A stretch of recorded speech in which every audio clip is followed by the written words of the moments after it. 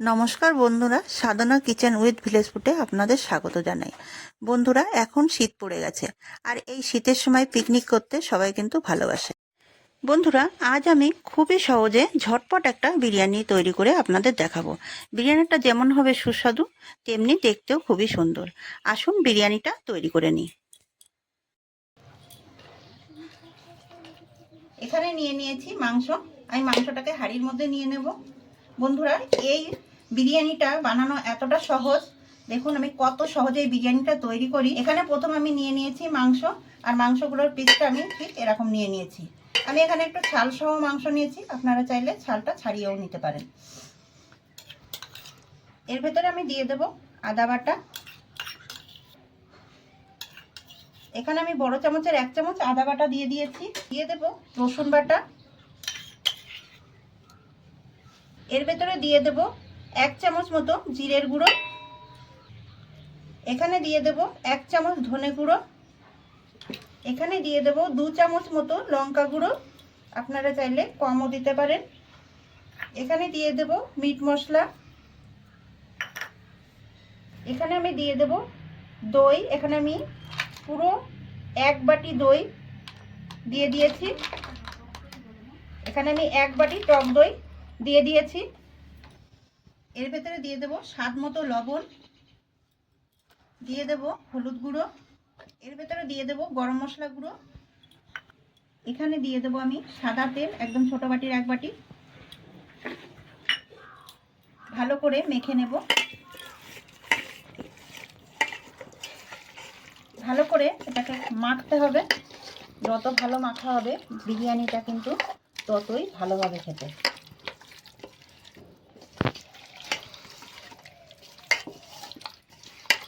মাংসটাকে আমি ম্যারিনেট করে রেখে দিয়েছি।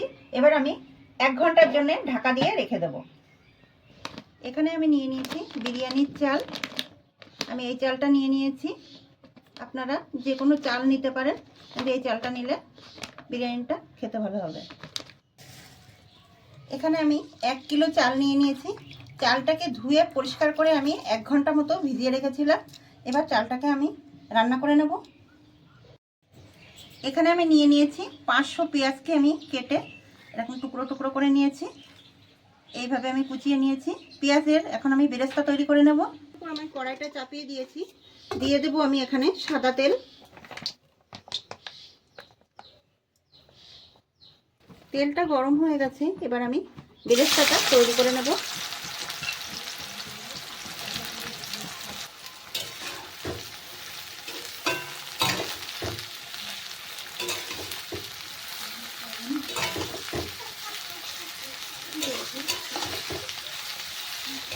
বেরেস্তাটা আমার তৈরি হয়ে গেছে, এবার আমি উঠিয়ে নেব। দেখুন বেরেস্তাটা কতটা সুন্দর হয়েছে। এটা কিন্তু পুড়ে যায়নি। বেশি ভাজা হলে কিন্তু বেরেস্তাটা পুড়ে গেলে তেতো হয়ে যাবে, খেতে ভালো লাগবে না। এখন আমি বিরিয়ানির জন্য আলু ভেজে নেব।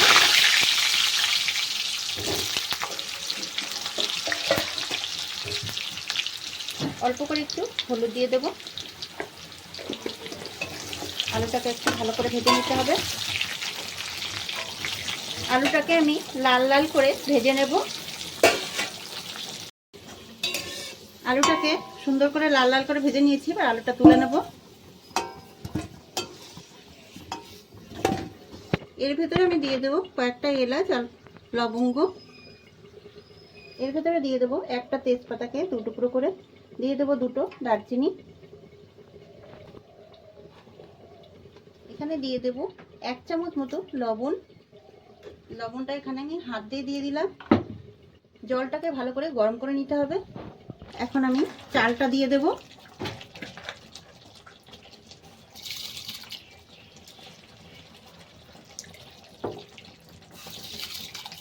আর একটুখানি ফুটলেই কিন্তু আমি ভাতটাকে নামিয়ে নেব। এখন ভাতটা উতলে এসে গেছে আর ভাতটা হয়েও গেছে, এবার নামিয়ে নেব। দেখুন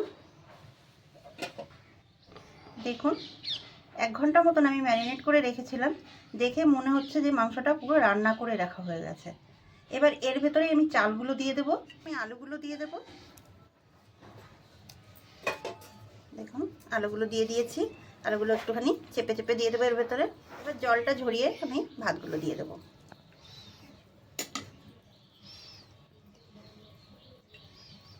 এবার এর ভেতর আমি দিয়ে দেবো বেরেস্তা। বেরেস্তাগুলো একটু বেশি বেশি দিতে হবে, যেহেতু আমি মাংসর সাথে কিন্তু পেঁয়াজটা দিইনি।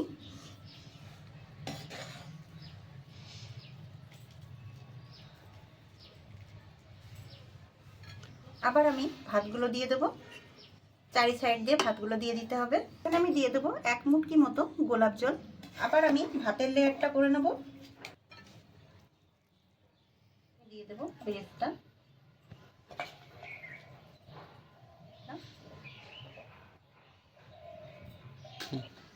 এখানে আমি অল্প করে একটু চিনি দিয়ে দেবো। একটুখানি চিনি দিলে কিন্তু খেতে বেশ ভালো লাগে। দিয়ে দেবো অল্প করে একটু গোলাপ জল, যেহেতু আমি আগে একবার দিয়েছি। দিয়ে দেবো একদম অল্প করে কেওড়া জল, একদম হাফ মুটকিরও কম আমি দিয়ে দিয়েছি। এখানে আমি দিয়ে দেবো গরুর দুধ। দুধটাকে আমি জাল করে রেখেছিলাম, পুরো 1 বাটি দুধ আমি এর ভেতরে দিয়ে দেবো। দিয়ে দেবো 2 চামচ ঘি। আগে থেকে আটা মেখে রেখেছিলাম, এবার এর সাইড দিয়ে আমি দিয়ে দেবো। এখানে আমি হাঁড়িতে আটাটা লাগিয়ে নিয়েছি। এবার ঢাকনাটাকে আমি উবুড় করে দেবো, যেহেতু আমার ভাতের পরিমাণটা একটু বেশি আছে। এবার আমি ভালো করে আটকে দেবো এইভাবে। এবার হাঁড়িটাকে ধরে আমি গ্যাসের উপর বসিয়ে দেবো। এখানে আমি একটা চাটুকে গরম করে নিয়েছি, এই চাটুর উপরে আমি হাঁড়িটাকে বসিয়ে দেব। হাই ফ্লেমে এখানে আমি 10 মিনিট জাল করে নেব। দেখুন বন্ধুরা, বিরিয়ানিটা কিন্তু আমার হয়ে গেছে। এবার আমি কিছু সময়ের জন্য গ্যাসটা অফ করে রেখে দেব। বিরিয়ানিটা আমি নামিয়ে নিয়েছি, এবার ঢাকনাটা খুলে নেব।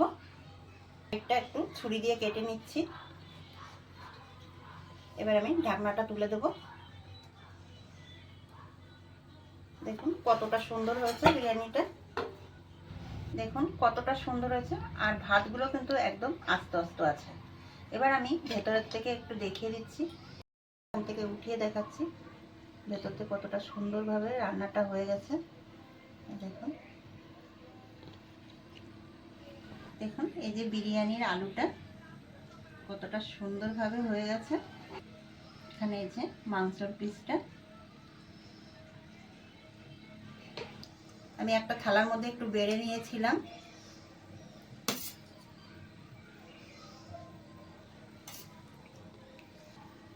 এবার এর ভেতরে আমি দিয়ে দেবো একটা পেঁয়াজ,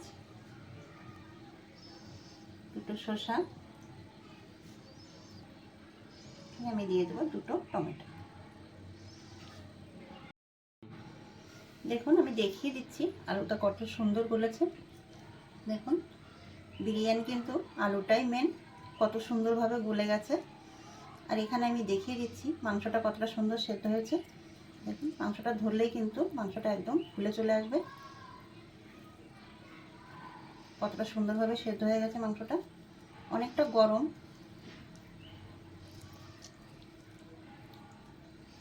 দেখুন কত সুন্দরভাবে সেদ্ধ হয়ে গেছে মাংসটা। বন্ধুরা, রেসিপিটা যদি ভালো লাগে লাইক কমেন্ট শেয়ার করবেন, সাবস্ক্রাইব করে পাশে থাকবেন। ভালো থাকবেন, সুস্থ থাকবেন। দেখা হবে পরবর্তী ভিডিওতে নতুন রেসিপি নিয়ে।